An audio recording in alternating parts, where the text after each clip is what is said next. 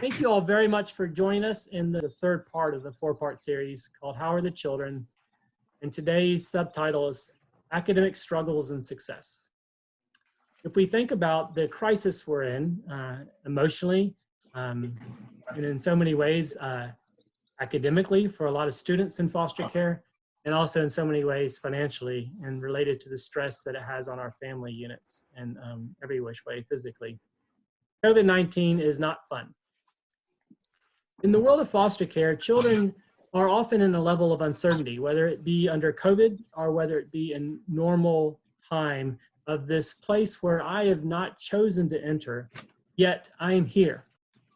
The goal of foster care is to give the child a bed, nothing more than that. But the really better goal in the values of foster care, in the vision of foster care, is to give a child a place where they can belong, the B of bed, receive empathy, the E of bed, and be given dignity, the D of bed.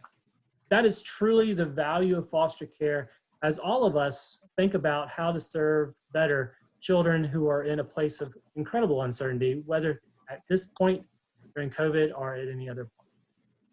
We're going to pivot and start with our volunteers, since we have a couple of volunteers here, and the youth and alumni of foster care will join us in a minute. Vicki, is Abby here as well? I'm here.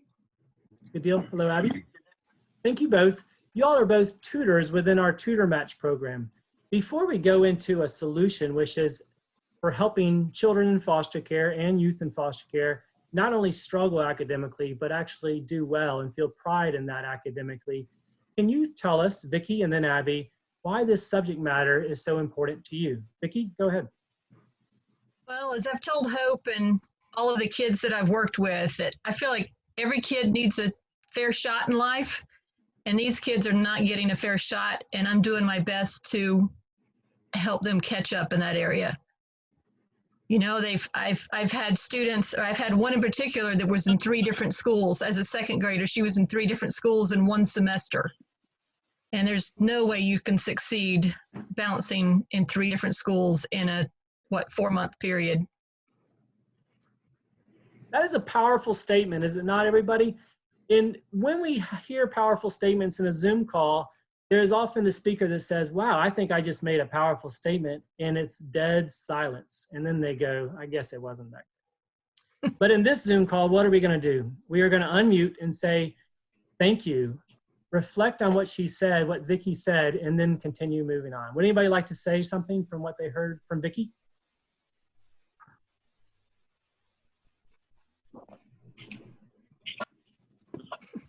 Well, Vicki, I just want to say that I think what you're doing is very amazing and admirable. And guys, Vicki is amazing. She shows up every week for her students. She makes it fun. She makes it interesting. She makes it personal, and she really takes the time and dedication to make sure that these kids understand that, you know, yeah, you've moved around a lot. Yeah, you have a lot of extra stuff going on, and school just seems to be like so far away right now. But you know, she always shows up for them, because when you show up for a child who's in foster care, they start to trust people they haven't trusted before, which are adults. They start to see that, wow, Miss Vicki really does care about my success, and she really wants to see me do well. And that's a real game changer for them. Thank you very much, Hope. We're going to go to Abby next. Abby, why is this subject matter important to you? Yeah, I think, going along with even what Vicki said, it's, you know, kids need that consistent support. Any kid does, to succeed academically, and foster kids are coming from a place where they don't have that support. It's a lack of support and care that they deserve, and they shouldn't have to suffer for that in school. And so when you help them academically, you're helping them really reach their potential overall. When a child falls behind in school, it can make them start feeling inferior to their peers. They start thinking, oh, I'm not smart enough, I can't do it. They start thinking that perhaps they can't conquer other challenges in their life, or they lose motivation to even try. And that's just not true. You know, they're capable and they're smart. And I think just having people there to support them and to encourage them makes a big difference. These are very hopeful responses on a very drab day in the upstate of South Carolina.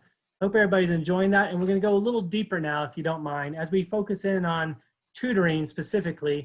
And then Rachel, welcome to the group. And once we get Hanna as well, she may already be on the line. We're going to go into what does it feel like to be a child entering the state of foster care, and what are the support systems that are required to help build up a child, right? So thank you, Rachel. Vicki, let's go back to you for a second. How did you feel the first time you met a child or a youth who you were tutoring when you were entering the foster parent's home? What did it make? How did you feel? Were you anxious? And what did you do to break the ice? I think I'm more nervous meeting one child for the first time than I am talking to 50 people on a Zoom call. It's been a different situation, I do elementary. First of all, I haven't felt adequate enough to try to tutor in high school. So I've done a lot of very young children, for kindergartners, second grade, a couple of fifth graders, and I've been helping them all learn to read, first of all, which is, we're at the very basic of learning. But yeah, I've met in live, and I've gone into homes, and the Zoom call was definitely the most challenging, trying to teach a child math facts on the Zoom, and he's helped me. He wants to be an engineer, he said, so I'm always encouraging him, like, wow, you really think like an engineer. And he's taught me how to do things on Zoom that I didn't know how to do. So I've watched confidence there. But yeah, I've been anxious every time, and it's just been some very, very different situations, each one of them. Thanks a lot, Vicki. I really think on the first call of this whole series, Celeste, who is an alumni of foster care, stated, I was anxious when entering a new foster home. And then a foster parent of 72 kids was also on the call, and she said, I'm anxious when a child enters my home too. That common realization and working towards a solution is everything in this world. And thank you for those insights. Abby, would you like to share as well? Sure. I think, yeah, it's definitely a lot of anxiety, very unsure, just not really knowing what to expect, especially with my first student, just not really knowing how he would respond. He's very shy, and it just took a lot of time just for him to feel comfortable, even working with me. And then even when we switched to virtual tutoring, it was almost kind of a restart because it was just so different. So kind of like just working through those challenges, and it's showed me that I just need to be really flexible to figure out what works for them, because kids need that. It brings up an interesting point, Abby. The obstacles of tutoring are general for any tutoring program, and ours is called Tutor Match, for those of you who don't know. Our goal is to tutor every child and youth who lives in foster care so they can succeed. It's a very simple approach, but it's a volunteer-based approach where a tutor comes into a foster placement, a foster home or a group home once a week, and is the constant educator. It's an encouraging approach. Like Vicki, you don't have to know algebra. It's a great approach because it builds up powers of thinking, hey, you know what, I can, and I will, and this person's helping me get there. But there are unique struggles. So Abby, if we could take that a little further, in terms of tutoring a youth or a child who lives in foster care, what are some unique struggles you've seen as a tutor? I think one is just making them want to try, seeing the value in trying. With the student of now, he just kind of thinks, oh, I don't know, and thinks because I don't know, I can't know. So just getting him to not be afraid to try, to not be afraid of failing, that everyone fails, and that no one has to get everything right the first time. You don't have to know things to try. So, and it also just making learning fun, not something that he dreads and something that like a chore that he has to do, but something that he wants to do and feels good when he does a good job. That's great. Trying is everything that a parent offers, is it not? any of us who have children, our goal is to help them feel that they can. And that's a great insight. Every child needs that, that ability of somebody, the foster parent, the birth parent, the tutor, all these adults who come into our lives. And thank you for that comment, Abby. Vicki, would you like to add anything to that? Yeah, she pretty much covered it. It's finding a balance of challenging them with new things and throwing in some things that they're going to answer correctly, just to give them that confidence. Good. I'm constantly saying, listen, if you got it all right, I'd be out of a job. So, yeah, you're going to get it wrong. And yeah, I'm going to ask you questions that you don't know because I need to find out what we need to learn together. Thank you, Vicki. And Jeff Romero, who's been on several of these calls, thank you, Jeff. He just sent in a group chat, and feel free to ask somebody on this chat here, ask the next question to Vicki and to Abby, and then we'll finish off on the tutoring side and go into talking about the college program and really more of what does a youth feel as they transition from foster care to college. Jeff said, we also need to consider where the child student is developmentally. Amen to that. And the impact multiple school changes has on that trust. Learning how to develop positive, trusting, long-standing relationships. This in addition to falling further behind academically. And Tori responded, yes. Excellent point, Jeff. Thank you for that. As a side note, Fostering Great Ideas began 10 years ago, specifically with one statistic we knew. And that statistic was children who are in foster care have the lowest standardized test scores, through really no fault of their own, of any subgroup population. It's specific to South Carolina, but I assume it's specific around the nation because of everything we've talked about. The concept of building trust shows that children can then succeed. Amen. Very nice. Thank you. Would anybody like to add a question or a comment back to Abby or Vicki at this stage? Don't be shy. But don't ask hard questions either. I have a question. Do you start with the teachers? I mean, do you ever reach out to their teachers and find out what level they are on or where they're supposed to be or what they're having the most trouble with? Well, I've had it both ways. I've had foster parents that have invited me to the parent-teacher meetings, and I've been in situations where I didn't have an option of working with a teacher. So I've done some of both. So where do you start? That's a good question. But with the younger ones, it's just, I mean, the foster parents have been able to tell me what they're struggling with. And like the one I'm working with now, which I start at 1 o'clock today, so I'll go straight from y'all to him. The foster mom will text me and tell me because she's more in tune with e-learning right now, she'll tell me what he's been struggling on this week that she doesn't necessarily know how to work with him on. So it just depends on what he struggled with this week and still working on those sight words so that he can read up to level, because he's a 5th grader reading on a 2nd grade level.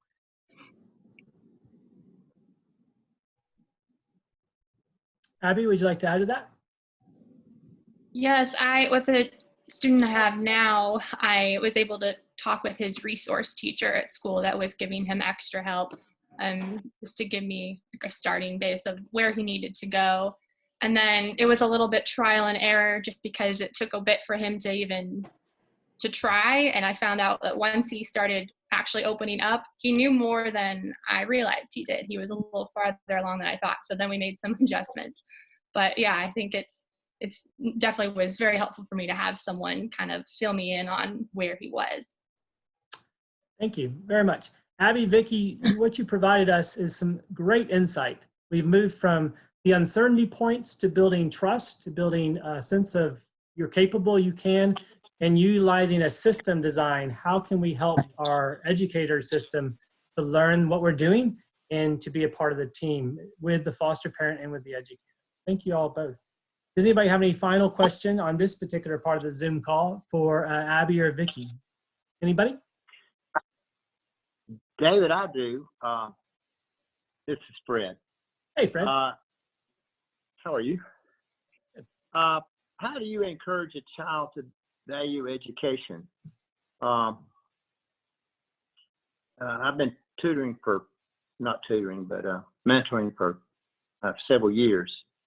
And they all say that they value education. They'll say this and that, but I've seen them, as they get older, sort of fall away from that. You know, I was, I guess, encouraged by my parents.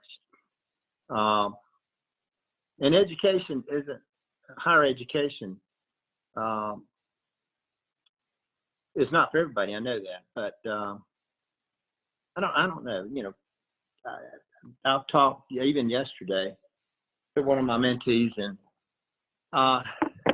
he had valued education, but now he's thinking about dropping out, and he's in high school, and I'm, sort of discouraged. But any help there? Thank you, Fred. Vicki, Abby? Go ahead, Abby. I mean, that's a tough one. I mean, It is. I deal with them when they're really little, so I haven't had any that are higher up and perhaps thinking about that more, about their personal responsibility of how far they should take their education.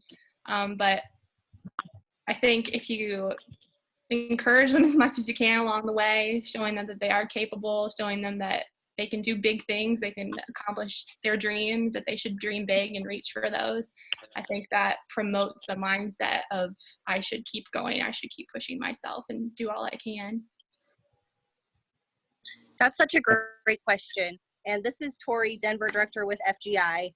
I work a lot with our older youth, and I would say that what you just said really encapsulates it. Having a mentor or a tutor or someone that cares about you and wants to see great things in your life, and just reminding the youth that you're working with that I really want to see great things in your life.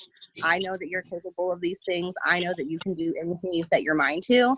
That sort of helps them see that they could have that for themselves too. So that encouragement and just being there for them is really the best thing that we can do when they're struggling with what can we do, or what step am I going to take next with my education. I struggle with different platforms. Can you hear me? Yes. Okay. I really appreciate one of the comments Vicki made to start out with when she referred to her engineering student and what he had shown her. I think that's part of it. If someone has a skill set, teach me, show me. That builds that confidence. I hate to label everything, but that's positive youth development. And to go along with the statement question about the young person considering dropping out, exposed to opportunities, introduced to different people, think about the different learning styles. We've learned sitting in a traditional classroom, we're experiencing it now. Some people, what's your learning style? Visual, hands-on. So I would encourage just exposed to different opportunities and learn what that person's learning style is. How are they most inspired? Where do they want to continue to learn more about any particular topic and their skill set? It's really a great question that Fred gave to us, because it allows us all to think. It's never easy. If you think about a child who's lived in an uncertain place called foster care, being told now you need to start to perform, people are staring at you, they're looking at you, they're monitoring you through no fault of your own, you're in this bubble, and then having trusting relationships come in, it may or may not be enough to, I think, the point being made. And how do we as a community support, think about new ideas, think about new ways that Fred or whoever it is on the ground will have to continue and move towards those ideas, and we may not have success. Truly, every child, when they're ready, but some are still in such a grieving process, such a sense of loss from their own family, such a sense of shame of, I'm inadequate, I really don't have capacity, has been alluded to before, or such a sense of trauma. I'm frozen. But breaking those all out really requires an entire community effort. So thank you, Fred, for the question. Thank you, Jeff. Thank you, everybody. And I'm going to close out this little section here and then work towards the next part of the college and transitions, just with two more folks. I saw Amy and I saw Mary wanting to say something on this subject. So please do. We look forward to hearing it. Thank you. I was going to say one of the tricks that I've seen guidance counselors use is statistics with money, and actually what you will make over the years and what somebody with a high school diploma will make compared to somebody who doesn't have a high school diploma, compared to somebody with a college degree. And you hate to bring it all down to money, but looking at those statistics in a, like in a lifetime are just staggering. And I think sometimes showing high school age students the difference kind of can make that click in their head that, you know what, if I do put in 4 months or the next year, my life will be so much better over time. And kids that age really kind of look at money a lot, and there's, I get there's all other stuff too, but there is that kind of, I want a car, I want to be able to do this. And so when you show them those statistics of earnings, it really does have this like light bulb effect on them in some occasions. Just wanted to put that as a form of encouragement. Not that you want to talk about money all the time, but it is kind of something they think about. Thank you very much, Amy. And especially since there's no prom, they don't have anything else to think about nor graduation. So money, money, money. Oh. We'll finish up with Mary. Fred, is this helpful to you? Very much, especially the last comment. It's like she said, it's a little bit more concrete. And I've had, 3 mentees, and they, a lot of times they mention that, the finances, time and time again, because they've seen successful people. And so, yes, it helps quite a bit. Excellent. Mary, take us there, and then we're going to go towards college. Well, real quick, and this does transition into college because I'm at Midlands Technical College in Columbia, and I coordinate a program geared toward fostering unaccompanied youth. And here's what we have to remember. And I'm a social worker, and here's something that I was reminded of by several of my young people. They want to get, and I hope I don't offend anybody, but this is what has been said. They want to get the hell out of Dodge. They want to get out of the system. They want to run from DSS as quickly as they can. And if they think that they can do that quicker by dropping out of school and getting a job so that they're on their own, that's what they're going to do. I've had the experience, thank God, of young people deciding to stay in school, but they've dropped down from their academics. They've decided to do short-term training, which goes to the comment about the income, because a lot of short-term training opportunities at our community colleges will prepare them to gain employment and make really good money without going 2 and 4 years. So I just need us to remember that, a lot of times it's just, I don't care what you do, what you say, all they want is the run. Does that make sense? It's Yes. quite reasonable. Fred, you might have said something there. Sorry, I didn't mean to interrupt you. Yeah. I'll just answer the question, yes. If we think about That's the it. idea of, despite everyone's best attempt to give me a belonging, empathy, and dignity, a bed in the fullest sense of the word, that acronym, I still am looking for somebody, my family, no doubt, for many of us, and or a way out of a sense of feeling I am being watched in a bubble. There's something quite normal about that for any of us if we were to live in foster care or in any system of care. So with that being said, I really do agree with Mary. It is a great transition to the idea of helping youth, specifically in foster care, gain vision. Vision for how they want to spend their next several years.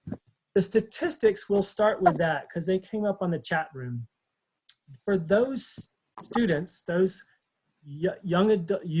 older youth who leave foster care without a sense of permanency, a place they can call home. Unfortunately, while it's only 10% or under of the youth in total in foster care, that particular group, 20 to 30% will go homeless in that first year nationally, at least couch surfing based homeless. Within that same group, the academics are not so grand.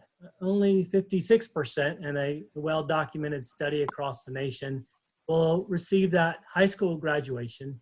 And of the full group of those who do age out, under 10% within that first 5 years of aging out will actually receive a post-secondary degree, either an associate's or a bachelor's. Significantly lower than the rest of our population, even for our most vulnerable populations. It is lower for several reasons that have been called to upon this call.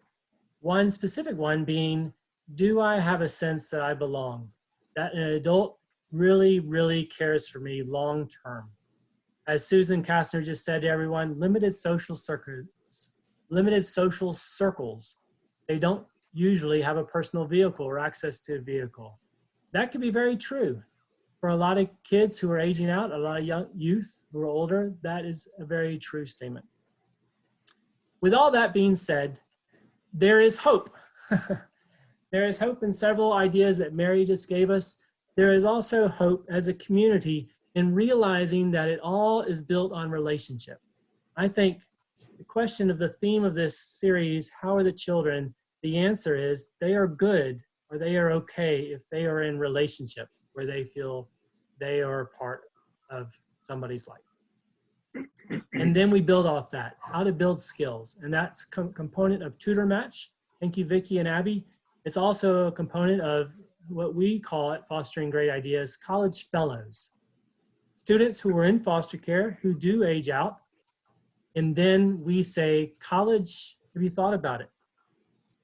Hope Coudayre runs Tutor Match as our education advocate. She also runs and began, as she began Tutor Match, our College Fellow program. We have 2 students who are in the program now, and they are both on the line. Rachel from Colorado and Hanna, who had some major difficulty on Zoom. Glad to have you, Hanna, from South Carolina. We'll begin with Rachel. Rachel, your story is slightly different than most children who enter foster care.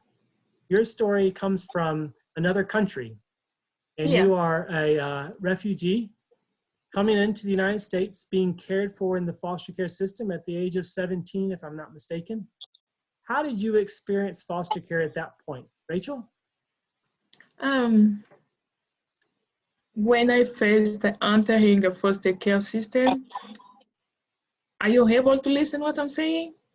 Yeah, go ahead. You're doing great. Yeah, I was saying entering foster care system, it was a challenge for me since you really don't know how it will be, if you're gonna be okay, if you're gonna feel loved by your foster care parents.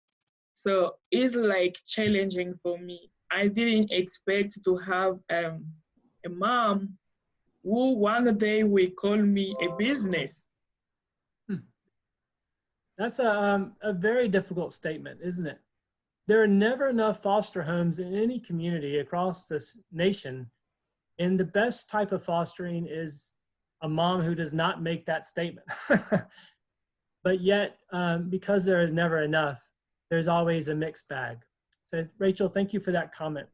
Before we go on to Hanna, as she gets settled into the Zoom call, I want to continue, Rachel, with you a little bit.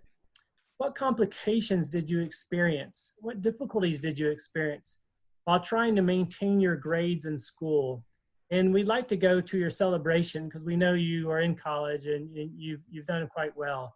But what complications did you experience while trying to maintain your grades while you were in the foster care system? I was struggling since I had a mom who never cared about my education. All the time I come behind her, Mom, I have a homework. She was saying, it's your life. When I came in America, I was trying to do everything by my life. So by myself, you're gonna have to do everything by yourself. You have a friend, you can talk about that, you can share your life with them, you can get help from them. I was not expecting to listen that from my mom. So when I hear that I had a mom in America, because when I was coming, they told me, oh, you're gonna be in a foster care family. You only have a mom, she doesn't have a husband. She will be like your mom, taking care of you, helping you do your homework. But the first time I met with her, when we started sharing about life, so I was expecting her to say stuff like, oh, I'm gonna support you to be success, but I have never heard that from her. She told me to do my best to get everything by myself. And then since that day, from that sentence, I couldn't really focus on my education. I was feeling I still miss my parents to help. I was not smart enough, and I was struggling with English. I thought she could be there to help me as a mom, because I used to call her a mom. I thought I'm gonna have all the love I want, like all the help I want from her. She didn't show me that, no. You know, your point, Rachel, stirs us all in the heart. And thank you very much for opening up to us with these comments that are what we all desire, which is a sense that we all belong. So thank you very much, Rachel. We only have about 10 minutes left of the call, and I want to make sure we give Hanna plenty of time. Hanna, Hanna, I understand you have an unmute button on your phone. I'm going to try to find you. Can you say your name? Are you there? Hanna? There you go. Thank you for joining us. Sorry you had some problems earlier on. Hanna, would you like to tell us why is this subject matter important to you, Hanna? I feel like education is very important for any individual, especially a child coming out of foster care. They don't get the guidance that they need from the foster parents or the caseworkers. I feel like it's something that could be changed if we focus more on the education side more than the aging out side. You know, it's an interesting statement you just made, Hanna.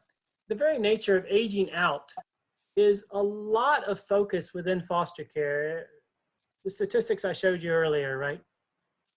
But to your point, we as citizens and as governments, as nonprofits, just as the community and alumni of foster care who tell us clear what needs to occur, your point's poignant. At every step of foster care, we need to all realize that a child desires a sense that they are being cared for fully. Thank you for that. I would like to ask you, Hanna, at this point, what were some academic struggles you experienced while as a high school student in foster care and then into college, please? In high school, I struggled with anxiety. A lot of people knew that I was a foster child. And you kind of get a bad rapport when people know, just because of what the media and what society says about foster kids. Awesome. And then in college, it was more of getting the funding that I needed to be able to pay for my classes and textbooks, which is I'm still having a struggle with, just because you have to go through all the forms, and it takes about a year to get the funding, and by the time you do get the funding, your class has already been over, and you just have to find a way to pay for it. And I think that's an important point that you bring the clarity again to where the system begins to adjust based on what we hear from youth and alumni in foster care. I do know in certain states across the nation, and Fostering Great Ideas operates in various states. When we hear your voice, people who've have lived experiences, people in the system improve. So I am going to take what you just said and help our work to advocate more for the funding that's needed within the college. And I know in South Carolina, where we have headquarters, that conversation has been paramount as well. And so you make it paramount. Thank you. I want to end with, we have about 5 minutes left. Hanna and Rachel, I want to open it up to people on this call, about 50 people, I suppose, 45. Do you have any questions to Hanna and Rachel for your help of understanding life in foster care and also solutions for kids academically who are experiencing foster care? Anybody? David, this is Sharon, and I had some difficulties before, and I apologize for missing these important comments. But for those of you who don't know me, I am a guardian ad litem. And to hear these comments from these wonderful individuals that they had trouble getting help with their education is very troubling to me. And I would like everybody on this call who has any interest in children who are continuing their education to please utilize the guardian ad litem. That's part of our jobs, to make sure that these children have the support that they need, and also to help with funding programs. There is funding available that should have been spoken about. And all of you who do not have a child who has a guardian ad litem, I please encourage you to call your county office and demand a guardian for these children. The law states that every child who is in DSS custody must have a guardian ad litem. So please, as you advocate for your children in whatever capacity, the guardian needs to be on the case as well. And thank you for letting me make that comment, David. Thank you, Sharon. And across the nation, as we do have operations in other places, guardian ad litem is the same as CASA, Court Appointed Special Advocate. It is a volunteer in many states, in South Carolina, where Sharon is from, for sure. And it is somebody who becomes a voice of children who are in foster care. Amy, who mentioned some earlier comments, she's also guardian ad litem as well. Somebody who really has a great advocate push for helping the whole system, all of us, to say what is in the best interest of the child at every given point of their journey in foster. Good. Anybody else for Rachel or for Hannah? Anybody? Question? I think just from this question in the chat box is a really good one for Rachel and Hannah. Who was the most helpful person in the school system for you? Was it a guidance counselor or a teacher or someone else as you navigated your later years through kindergarten to high school? Oh, can I go first, Rachel? Sure. Yeah, from high school, I had like so many people who are supporting me, like mentor, tutor. Yeah, they were always behind me, telling me what to do. If I have a homework, I go home and ask my parents. They say, oh, no, you have to call your people. I was calling my mentor and my tutor. Like Tori, she's always there helping me do my homework.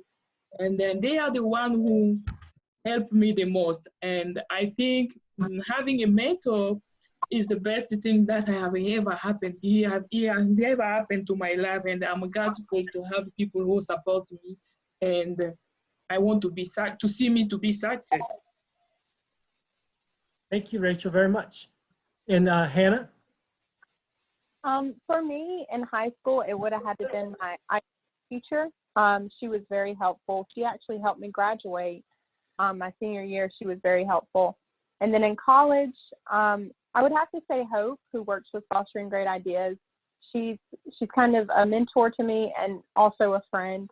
I go with her for advice on like what classes I should take because she too attended Greenville Tech. That's lovely, and kudos, Hope. I also agree. You're a great mentor. You're a person who stands up for dignity for other individuals and responses that are good and appropriate. Thank you all for being a part of this call. We are at the closing moment of the 45-minute call, but I'd like to give a final moment. Vicki and Abby, thank you both. It was excellent. Our next call, our final call, the 4-part series, How Are the Children, is specifically on the importance of volunteers. There will be some more volunteers and a couple of alumni of foster care talking about that thing that we just got a good glimpse of here.